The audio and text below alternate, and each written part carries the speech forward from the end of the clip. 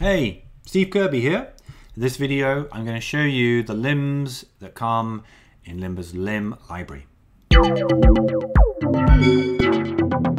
Okay, so there was a little mistake that I made when I set up the limb library for the downloads on the aescripts website. In that this folder here, which is inside the CC 2018 limb library, says that these comps are compatible with After Effects CS6 onwards, and they're not. All of the comps in the CC 2018 library are only compatible with CC 2018 onwards. So that folder shouldn't have existed, and everything should have been in this folder up here that says that. So my apologies if you've started using one of these custom limbs and then tried to kind of, down version your projects to CC 2017 or 15 or even earlier. The compatibility of the script was something we kind of changed really late in the development cycle. We were planning on supporting CC 2014 and upwards, and then we realized something quite late in the day, and we had to just sort of bring that forward to CC 2015, and I forgot to update the name of that folder. So sorry about that. But I'm going to go through all of these ones in the 2018 limb library and show you what they do and how they work. Okay, the first one is this bone with foot. This is just a regular bone, but it's got an extra sort of extension on it that forms a foot, or it could even be a hand if that sort of look works for your character. So I animated this one in this kind of cartoony, sort of bouncy way. And as I was doing so, I found that I wanted to get some kind of foot roll into the foot, a bit of kind of curvature there. So the way that I did that was by adding these kind of tangent controls onto that foot. So, I mean, well, for starters, you've got this foot length here, which will extend that point outwards, in case you've got a very long, bone.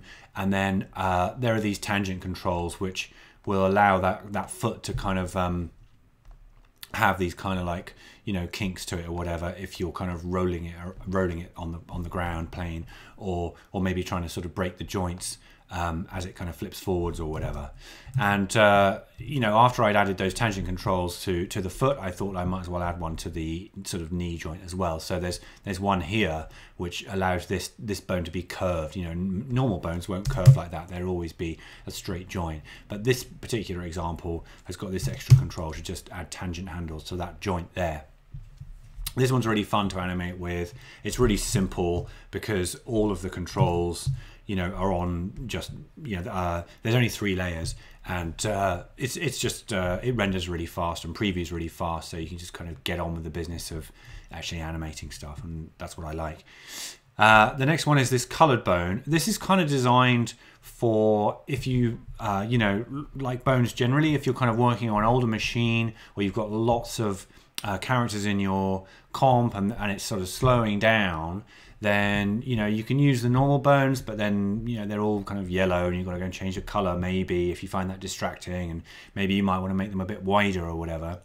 So this is a bone that's designed to still be fairly fast because it's based on the path and the strokes, but it takes as much of the kind of color and the split properties from your end controller as is possible with strokes.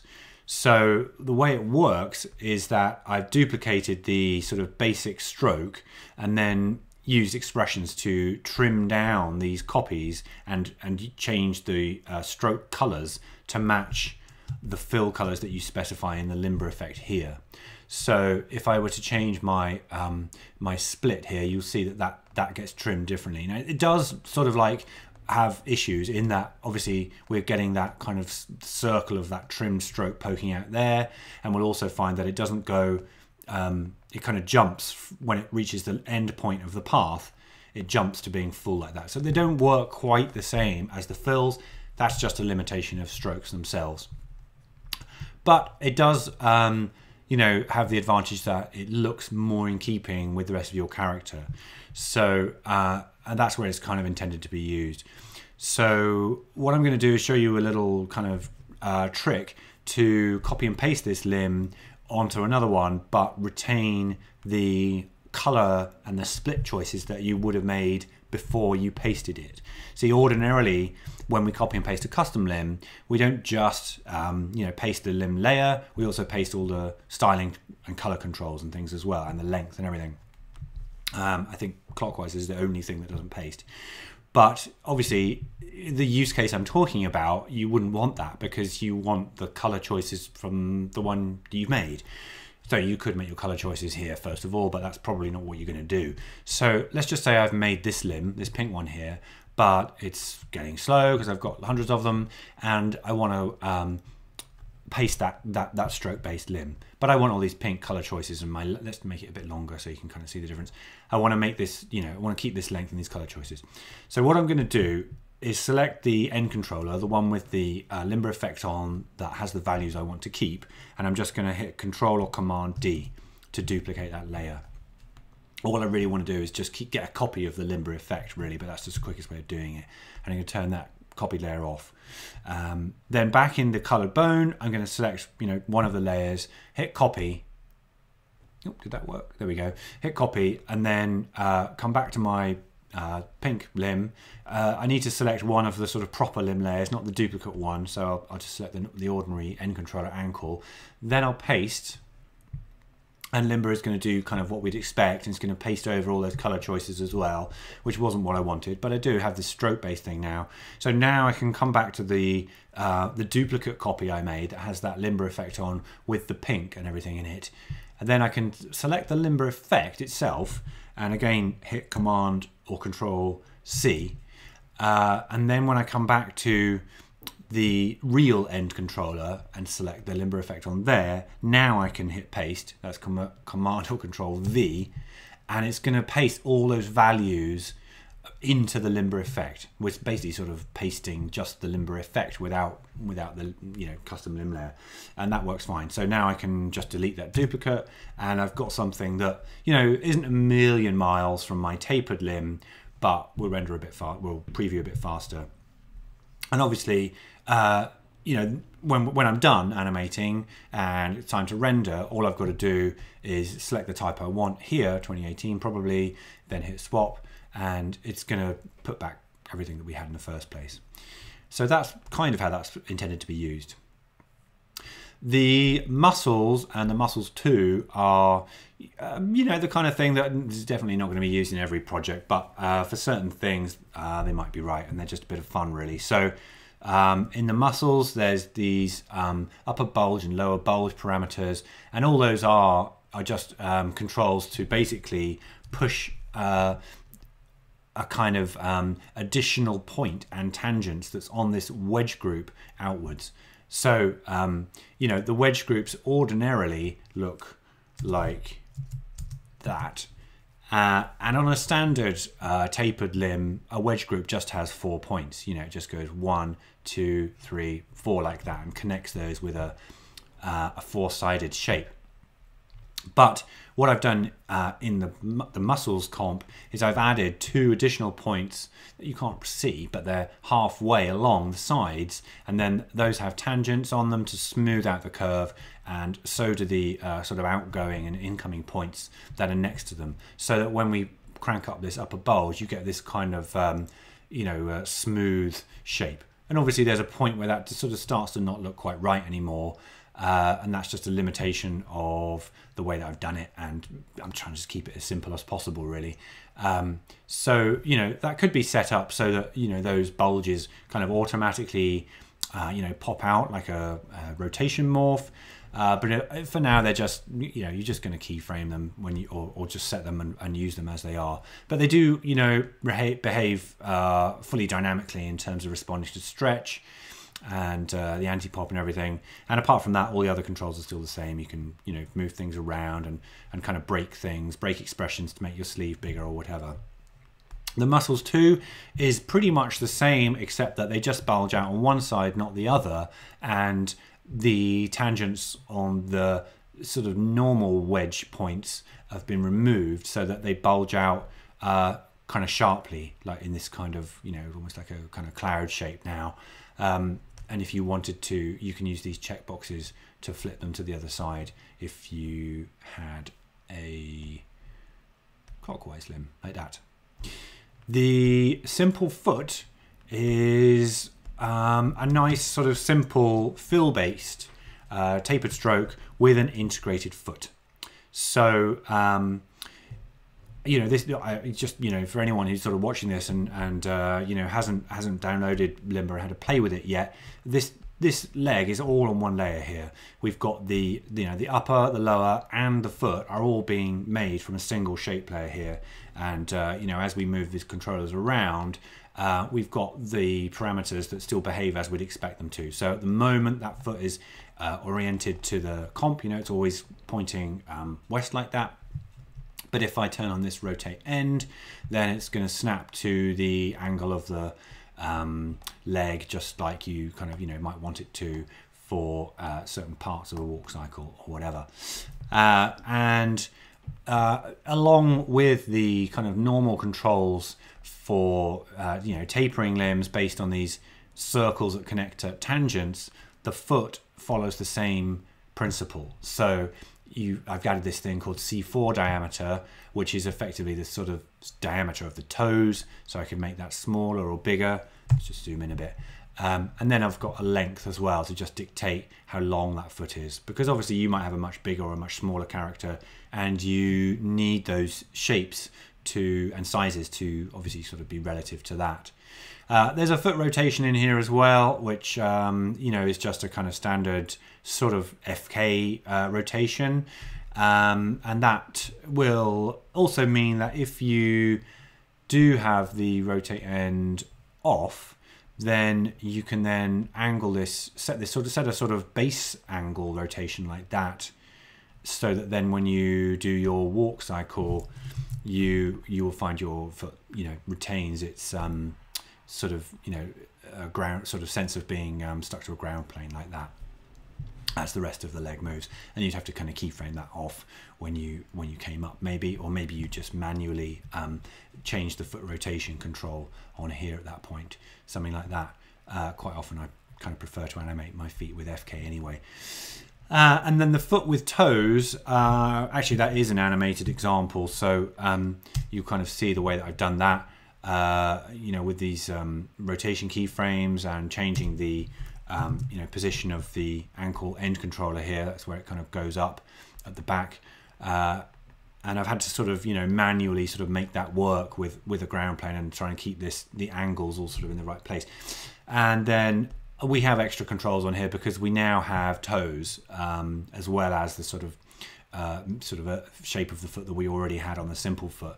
But otherwise, this is just a kind of, you know, more advanced form of the simple foot. So there's also a foot C5, which is really the toes diameter, and then you've got the toe length as well, so you can kind of play around with those and get those set up in a way that looks right for you. And there's also a toe rotation parameter, but again, those are both just kind of FK manual dial-in rotation values. One thing that might be worth mentioning quickly is that both of these feet comps work in a way that I like to use, whereby when you change the clockwise parameter, the foot will flip. That looks a little bit odd at the moment because it's kind of popped out because of the rotation values I think I've got on there. Yeah, if I just set that back to 0, because they kind of work the opposite way depending on whether you're clockwise or anti-clockwise. So yeah, you can see the foot will always poke out the same way that the knee does. So if I change my clockwise value now so that the joint kind of breaks the other way, the foot is going to go the other way too. And this is like not auto-rotated at the moment, but if I turn the auto-rotation on, then the same thing kind of works the same way.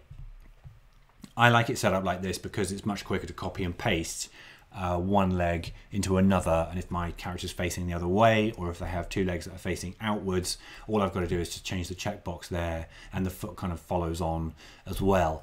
But some people don't like it like that. Some people would want that kind of value to sort of not automatically flip. And it also, it's more helpful if it doesn't automatically flip for arms, I find personally.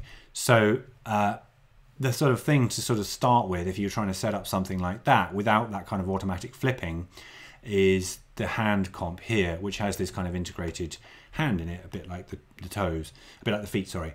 And you know, this is just made up of an ellipse and then like 5 paths with strokes on them. And I think the colors are probably all set up so that when you change the value like that, they're all going to kind of respond dynamically to the color changes. And then you know, there's a million ways to set up hands, and I can't possibly sort of, you know, come up with some hand rig that is capable of doing every single style and sort of, you know, need under the pose under the sun. So this is about as simple as it gets, really. And I've just put some keyframes on the path values for those fingers and thumbs. So, you know, we could keep those there, and then at this point I could kind of come in and maybe open it up a little bit or something like this. And animating kind of paths like this sometimes doesn't go the way you want it to, because the points, you know, tend to move in straight lines. They don't follow arcs, which is often not that nice. But, you know, if you're just doing kind of small movements like this, maybe just trying to kind of get a sense of this palm sort of opening up like that might be okay. You know, so we could animate sort of like that, and then we could come back to more of a kind of grip pose. Like, I'm going to select these and copy and paste those just to kind of get me started. And then, you know, let's say he kind of grips, so his thumb is going to want to come down, and then all these fingers are going to kind of contract inwards like this. Probably they're going to come up a little bit, so they bunch up together as well. And then, you know, we've got this kind of sense of gripping like that.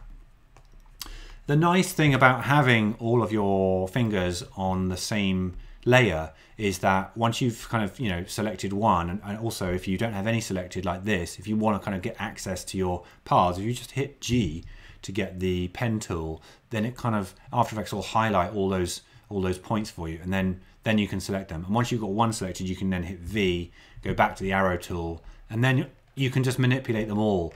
And because they're on the same layer, you haven't got to you know, select different layers in the timeline and keep switching between tools. You can kind of set the pose of your fingers as a whole a little bit quicker with them all on the same layer like that.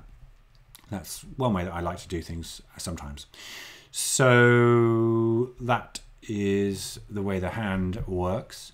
The square elbow one is a bit unusual, and it's just something that I kind of wanted to see if I could do, and it's suitable for certain types of character where you specifically want a sharp angle on the outside of the elbow.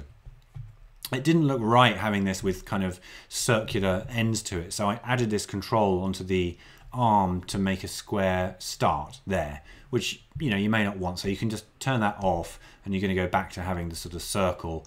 It's effectively just doing exactly the same thing as the square end control does, which is on all of the limber limbs, but it's just going to make the shoulder sort of square as well.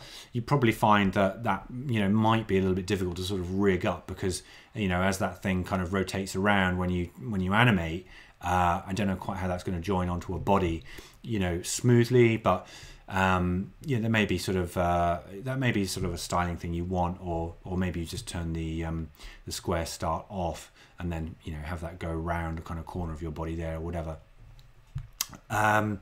So you'll find that this elbow remains pointy no matter, you know, where you kind of move the wrist controller, and also, of course, it responds to however you decide to kind of taper things as well.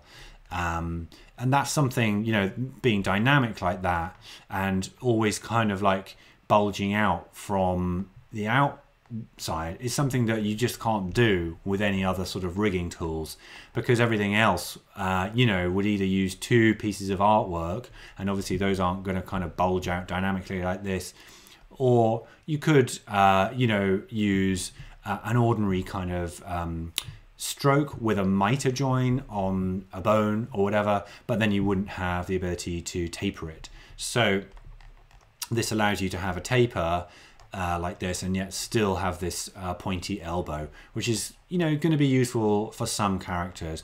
But it does come with some caveats, of course, just like mitre joins on ordinary strokes do anyway. So if I set these values to all be the same, then we'll find that as we kind of get very close here, it does start to flip out a little bit, and also we end up with a kind of ridiculously long elbow, which is sort of pointing out all the way over here, and you probably don't want that. But the only way around that would be to do the same sort of thing that happens with a stroke. If I just make a stroke here, you'll see what I mean, in that the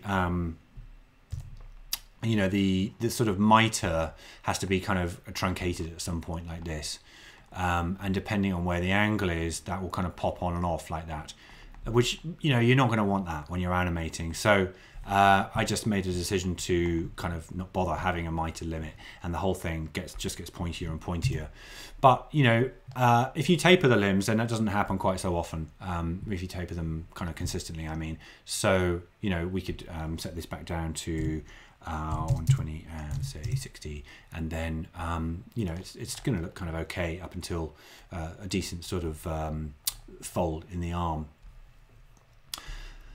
The scaling groups is very useful for certain types of thing where you want to embed another shape layer, or another shape group, perhaps something that you've brought in from Illustrator, or using Overlord or something like that, and you then want some artwork on your arms or legs integrated into the shape layer, but which scale in the same way that the limbs get longer and shorter. So what do I mean by limbs get shorter and longer? Well, obviously there's a stretch for starters. So sometimes you can stretch these things out a long way. You can turn that off so that it never happens, but it's a little bit easier to animate with it on. And then if you like the anti-pop, which sort of smooths out the pops and snaps in your animation by making your limbs get sort of longer as they get straighter, what that does, of course, is it changes the length of the limb. It actually makes it shorter around 90 degrees here. So, and you'll see that if I turn that anti-pop down, what it's doing there. That works really nicely in terms of preventing pop, but it does mean that the limbs change length. So, for example, if we look at this shorts and socks one, which I sort of went over in the customizing tutorial, you can see that at this point the stripes have a sort of the distance of the stripes from the top of the sock is kind of the same as the distance between each stripe, more or less. But as I move it out towards straight, you can see that that top kind of blue bar has got a lot wider, and that's because the stripes aren't scaling. They're moving, but they aren't scaling. And in the customizing tutorial, we showed you a way to sort of position them dynamically, but it still doesn't scale dynamically. So that's always going to be a limitation. And the scaling groups is about as close as I can get at the moment as sort of to preventing that. The scaling groups do have their own kind of limitations, but they do scale pretty much perfectly. So if I take this lower group and the sort of patch that I've put on there, which is in this scaling lower, we just take that, zoom in a bit, and I'm going to move it so that it's butted right up against that split. Then now you'll be able to see, hopefully, when I pull this out, that it scales, exactly the same as the thing as a whole. And because it's stretching, obviously, and that's distorting the sort of thickness of the strokes a little bit. But that bit that I butted up against the color split is still bang on the color split. So you can add your own artwork into those scaling groups, and you don't need to know, how the expressions work. You can just put your own artwork in there, and it will scale according to the same sort of expressions and values that the lower and upper groups do as the anti-pop changes their length. The downside of this is that when you change the sizes of things, it also changes the effective length of the limb, because in this instance the splits are reacting to the size of the circles and how those circles affect the length of the limb visually. So that means that these things have to move when we make circles bigger and smaller like that. And of course, not only do they move, but the angle changes because we've changed that taper there. So if I was going to use these scaling groups, the way to do it with the least amount of hassle is to set your overall limb size first using these circle size controls, and then to come and get your artwork, then to come and get your artwork and position it how you want it to be afterwards. So in this case, I've got this group here on the upper group. I'm then going to want to move it over here and then probably rotate it like that. And in a lot of ways, this is easier to do in the comp window. I often do move things around just by inputting values in the timeline, but in this instance, it's going to be easier to just do it with the arrow tool.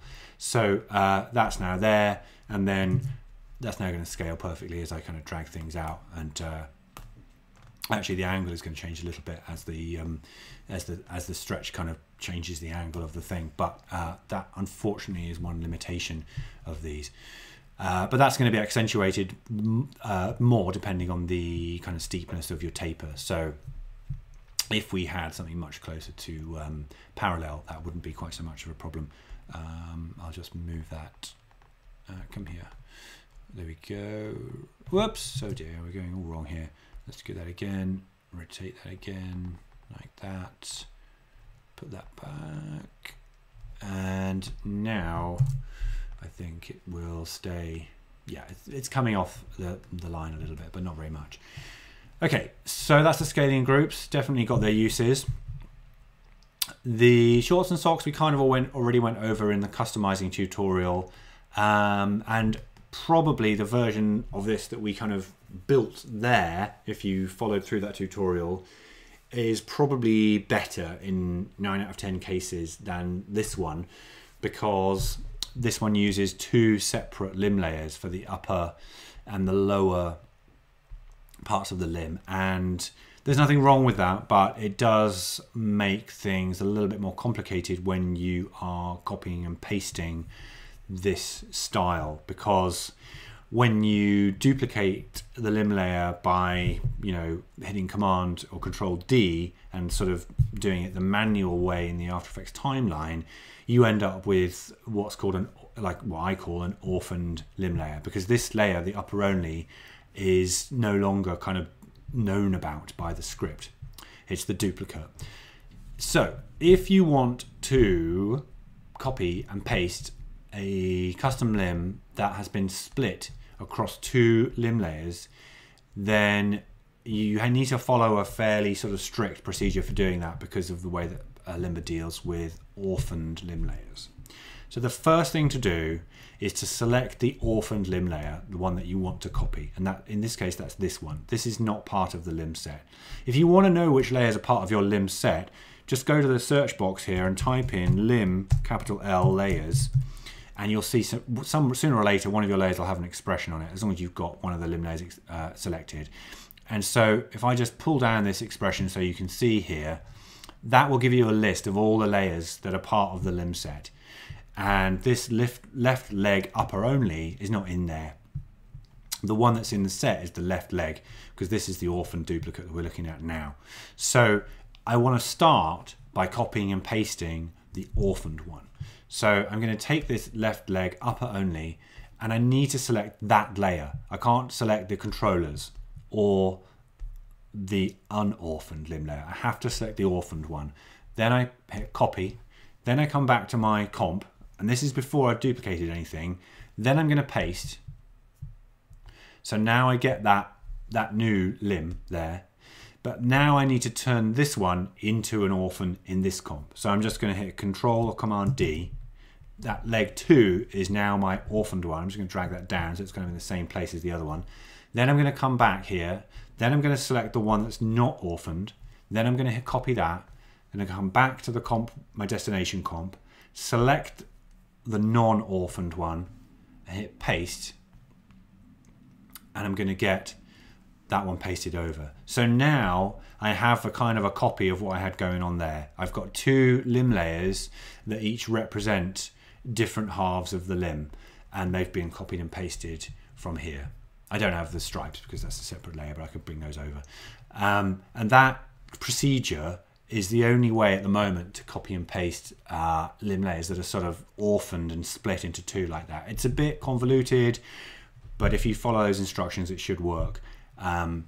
So, you know, splitting up your limb layers into multiple groups like that is probably best done kind of at the end of the process when you're not planning on kind of copying and pasting that to a separate limb layer, but there is a way of doing it if you really need to.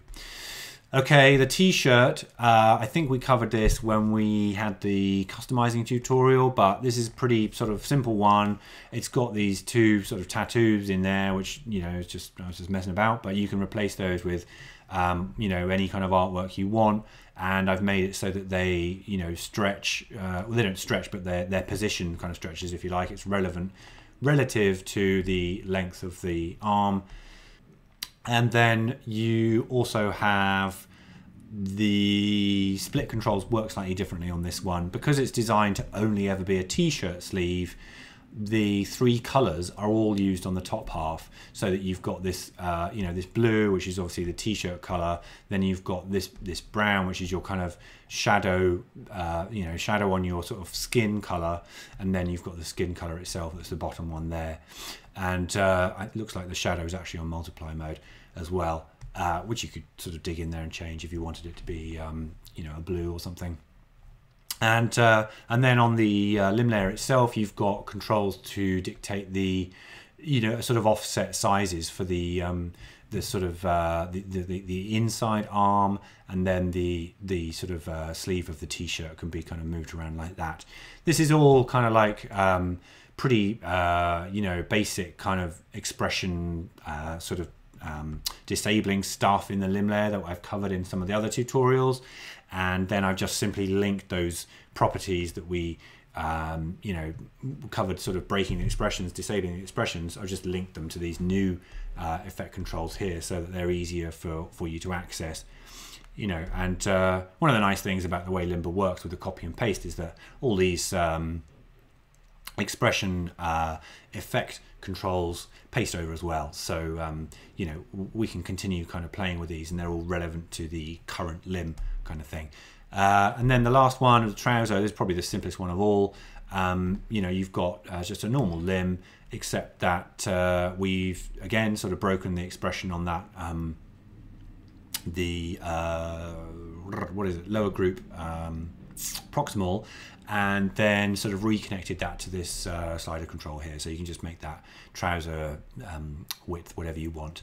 And I also added this rotation offset. So by default, well, I say by default, I mean obviously that's normally would be set at 0, and then you can just sort of rotate it however much you like. And there's nothing to stop you kind of completely screwing that up.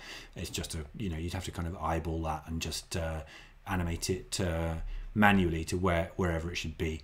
And you know, the whole thing obviously is still going to work with the FK and so on. So if you wanted to you know, use one of these custom limbs, and you were finding that these controls that are on the custom limb layer are, you know, if you wished that they were on the end controller, because obviously you're going to be animating your position value on the end controller, the ankle in this case, and you know, maybe animating the FK values on there too. If you're using FK, you might find that it would be nice if you just had all your controls on the same layer, because quite often the rendering limb layers are going to be sort of buried down at the bottom of your comp, maybe underneath your body layers and everything like that. So the way to kind of deal with that is probably just to copy and paste the effects and then expression link them. So I'm going to select the limb layer, I'm going to select both of these effects, I'm going to hit Control or Command C, then I'm going to select the end controller or whichever layer I want them to sort of be on. Then I'm going to hit Control or Command V, and they get pasted there. Now I'm going to lock this window, this little padlock guy, so that stays there whilst I come back to the timeline, select the limb layer. This time I'm going to hit E on my keyboard to reveal the effects. You just have to swirl those down manually. And now what I need to do is link these two up to these two. And then the two that are on the limb layer will just follow the ones that are on my kind of controller layer. So if I hit Alt and hit the stopwatch icon, it's going to write me an expression, but it's all live. So if I just drag the pick whip over to this value, which was at the moment it's the same one, and let go, and then come back to the other one and do the same thing again, hold down Alt, click on the angle, drag the pick whip, pop it onto that flare rotation offset on there, and then After Effects just writes the expressions for me necessary for me to then have the effects on the end controller be the drivers. So I can now change the size of that trouser and offset the rotation of the flare like that with those controls, which are on the same layer, as I'd probably be setting position keyframes and playing around with the FK if I'm doing that or whatever. So that's all of the limbs that are in the custom limb library. If you're using older versions of After Effects than CC 2018, then the ones that are in this folder aren't available, and the ones that are in this folder are available, but you want to use the other After Effects project, the one that's called, let's have a look, Limb Library CC 2017. I've just been showing you the 2018 version. And that's about it for this video. I hope it's useful and that you are inspired to mess around with some of these custom limbs, and if you're dead clever with expressions and shape layers, then you can figure out some kind of cool ways to modify these things and make your own ones and then send them to me. And if you like, I'll maybe include them in a future version of the limb library, and everybody else can make use of them as well. Great, thanks for watching, see you next time.